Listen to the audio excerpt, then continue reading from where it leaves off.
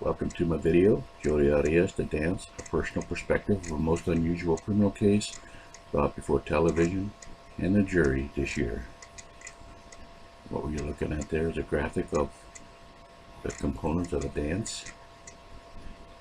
Hence the title of the video today is The Dance by Jodi Arias. I'm Toersbijns, former Deputy Warden, New Mexico and Arizona Department of Corrections. The reason I chose the metaphor, the dance, is very simple.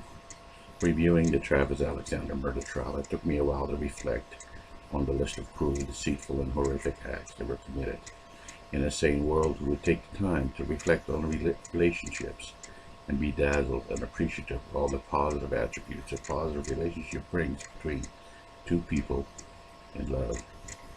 In a meaningful relationship, the list would be endless. But no matter where it ended, it would always reflect the ways you interacted with each other.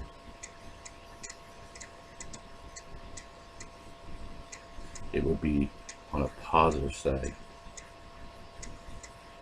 There were connections and disconnections between them, as words described an unhealthy relationship carrying no meaning or honesty, as those qualities seldom existed during their dance.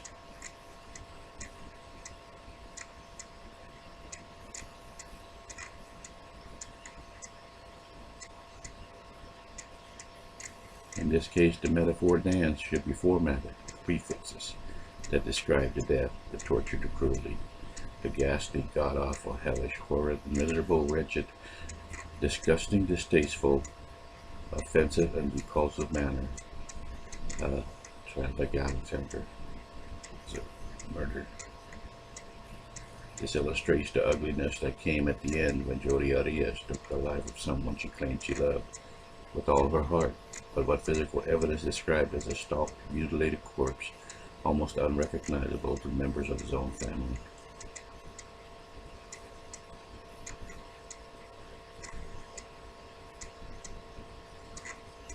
It is most certain during this last dance the partners did not hold each other tightly with remorse, emotion, and confidence in love. I'm also certain that the movements of Jodi's hands were swift, free, and intricately precise in finding her target with a touch so heavily put it left horrendous marks wherever she touched it. Looking at the patterns, she was making bizarre patterns into the corpse, changing his everlasting beauty while unfolding the endless violence in the lens of a camera.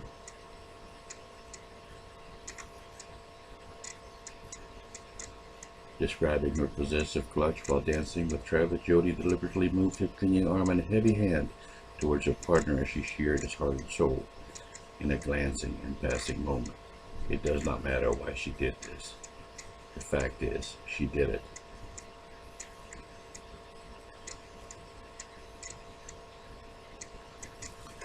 Was it a moment explosion of anger and visible wrath that took her body to sway to the rhythm of a deadly tune inside of her head that created a sensation of ecstasy covered with blood, and with free will participation taking the living out of the moment and almost instantaneously creating death?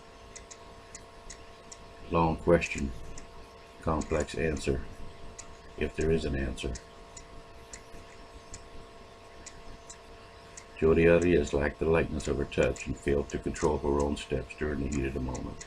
One cannot dance unless one is completely in time with the music, the words, and the understanding that presses forward good things happening when together.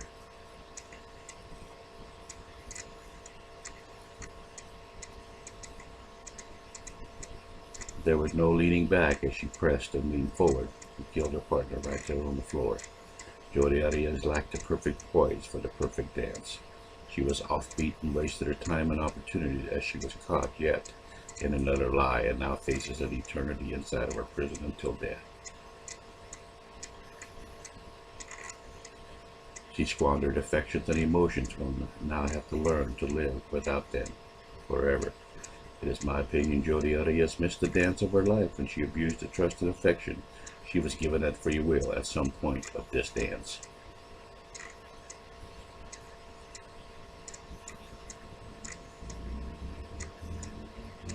It is because of her gruesome actions that I feel she will face another dance that is in the dance of death inside a Florence death house.